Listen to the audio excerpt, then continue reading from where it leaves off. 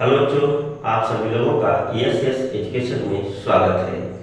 बच्चों, आज हम लोग पढ़ेंगे आधुनिक परमाणु मॉडल।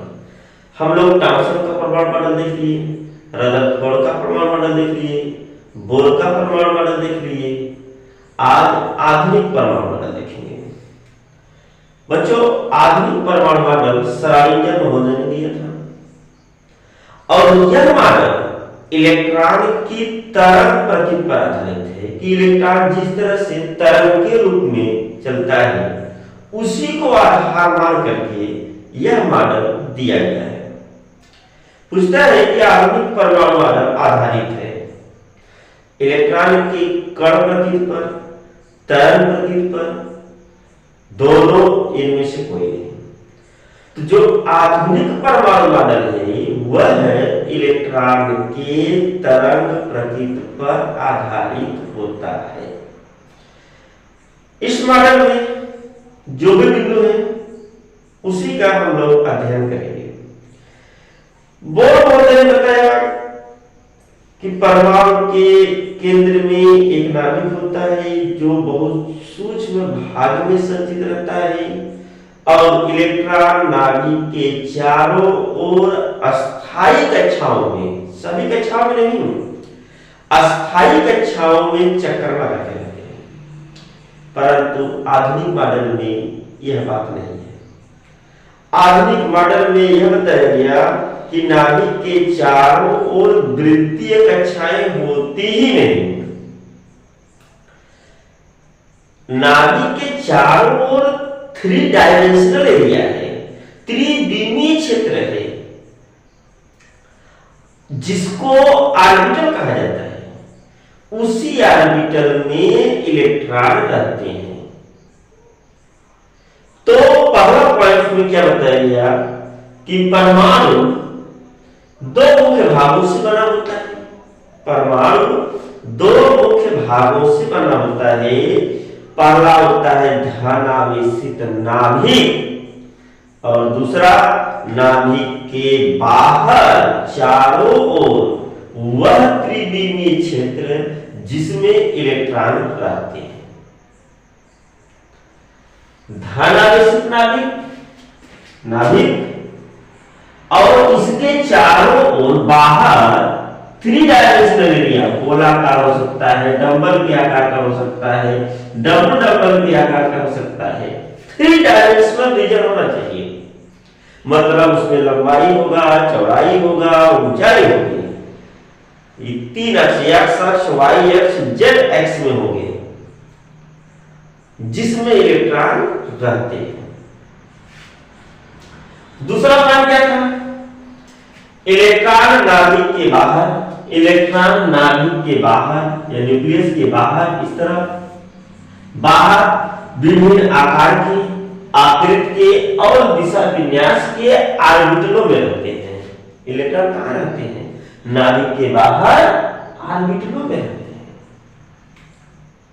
और एक ऑर्बिटल में अधिकतम 2 इलेक्ट्रॉन रह सकते हैं जिनके स्पिन की दिशाएं विपरीत होती हैं।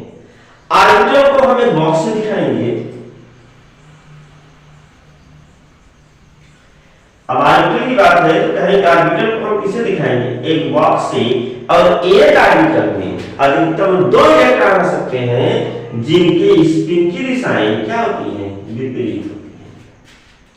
क्यों विपरीत होती हैं? क्योंकि इलेक्ट्रॉन और इलेक्ट्रॉन पर समान आवेश होता है, ऋणावेश। अब एक ऑर्बिटल में 2 इलेक्ट्रॉन रखेंगे तो दोनों पर ऋण आवेश, तो ऋण आवेश की वजह से क्या करेंगे? वे एक दूसरे को प्रतिकर्षित करेंगे जिसके कारण उनकी दिशा क्या हो जाती है? विपरीत। एक ऑर्बिटल में अधिकतम 2 इलेक्ट्रॉन रख सकते हैं जिनके स्पिन की दिशाएं कैसी होती हैं? विपरीत होती हैं। अगला पॉइंट क्या है? ऑर्बिटलों से उपकोष बनता है और उपकोषों से कोष बनता है। ऑर्बिटल से उपकोष और उपकोष से कोष का निर्माण होता है, रचना होती है। कैसे होता है? देखिए अगला पॉइंट, चौथा पॉइंट है, उपकोषों को हम एस, पी, डी, एफ आदि अक्षरों द्वारा प्रदर्शित करते हैं। तो उपकोष को किससे प्रदर्शित करते हैं? एस, पी, डी, एफ, जी, एच आदि अक्षरों द्वारा प्रदर्शित करते हैं। यानी हम कहेंगे एस उपकोष, पी उपकोष, डी उपकोष और एफ उपकोष। अब उपकोष का निर्माण किससे होता है? ऑर्बिटल से। तो जैसे एस उपकोष का निर्माण किससे होता है? तो आप कहेंगे एस ऑर्बिटल से। सॉरी, पी उपकोष का निर्माण कैसे होता है? कहेंगे पी ऑर्बिटल से। डी उपकोष का निर्माण कैसे होता है? तो कहेंगे डी ऑर्बिटल से। एफ उपकोष का निर्माण कैसे होता है? तो कहेंगे एफ ऑर्बिटल से। ये तो बात सही है भाई, उपकोष का निर्माण ऑर्बिटल से, लेकिन कितने ऑर्बिटल से? तो एस उपकोष का निर्माण एक एस ऑर्बिटल से होता है। पी उपकोष का निर्माण 3 पी ऑर्बिटल से होता है। डी उपकोष का निर्माण 5 डी ऑर्बिटल से होता है और एफ उपकोष का निर्माण 7 एफ ऑर्बिटल से होता है।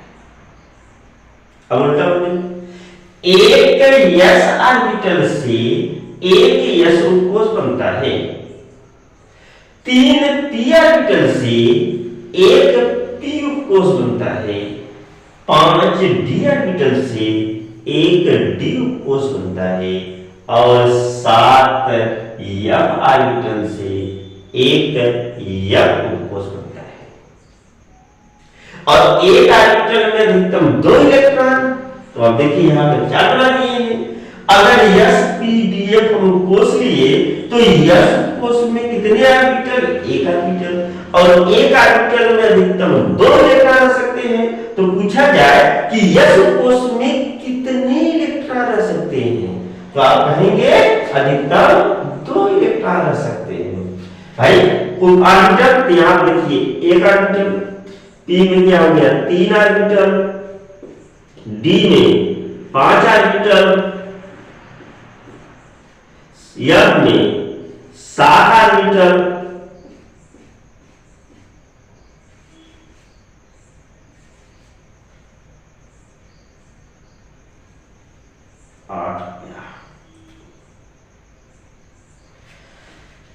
देखिए एस उपकोष में एक ऑर्बिटल, एक बॉक्स बना दिए। पी उपकोष में 3 ऑर्बिटल, 3 बॉक्स। और एक ऑर्बिटल में कितने? 2 इलेक्ट्रॉन। तो बताइए यार, पी उपकोष में कुल कितने इलेक्ट्रॉन? तो देखिए 2 2 4 2 6 इलेक्ट्रॉन। डी में आइए, एक डी उपकोष का निर्माण 5 डी ऑर्बिटल से होता है।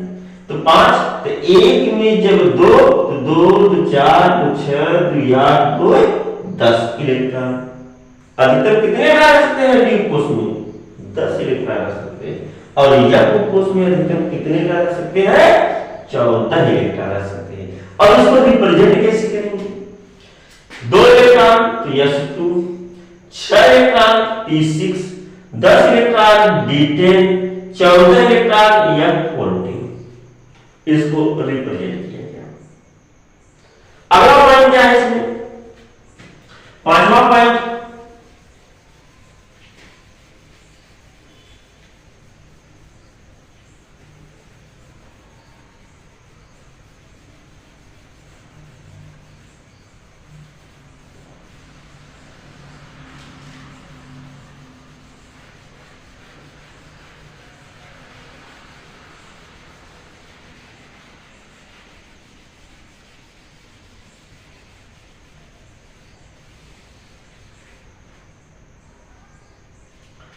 पांचवा पॉइंट इसका क्या है? कोषों को क्रमशः के, एल, एम, एन आदि अक्षरों द्वारा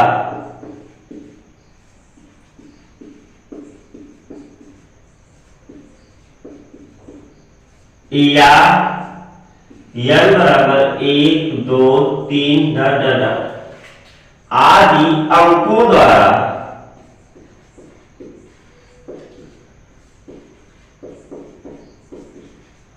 प्रदर्शित किया जाता है।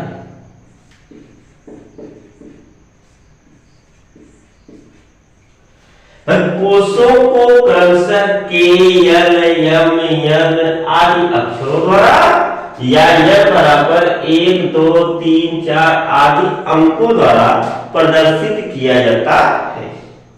अगर कहा जाए कि भाई अक्षर बताइए कोष को किसे प्रदर्शित करते हैं, तो कहेंगे के, एल, एम, एन। अंकों द्वारा कैसे प्रदर्शित किया जाता है, n बराबर 1, 2, 3, 4। नाभिक के सबसे नजदीक, नाभिक के सबसे नजदीक के लिए कौन सी कक्षा होगी, के कक्षा। नाभिक के सबसे नजदीक के लिए कौन सी कक्षा होगी, तो कहेंगे के कक्षा होगी। इसके लिए यह नंबर क्या होगा, 1 होता है। नाभिक के सबसे नजदीक कौन सी कक्षा, भाई नाभिक ये न्यूक्लियस हो गया, सबसे नजदीक यही कहेंगे के कक्षा। इसके लिए पहली कक्षा n बराबर, नाभिक के सबसे नजदीक कौन सी कक्षा, पहली कक्षा। पहले माने n की वैल्यू 1 और पहली कक्षा अक्षर में किसे दिखाएंगे, के कक्षा से। अगला पॉइंट क्या है इसका,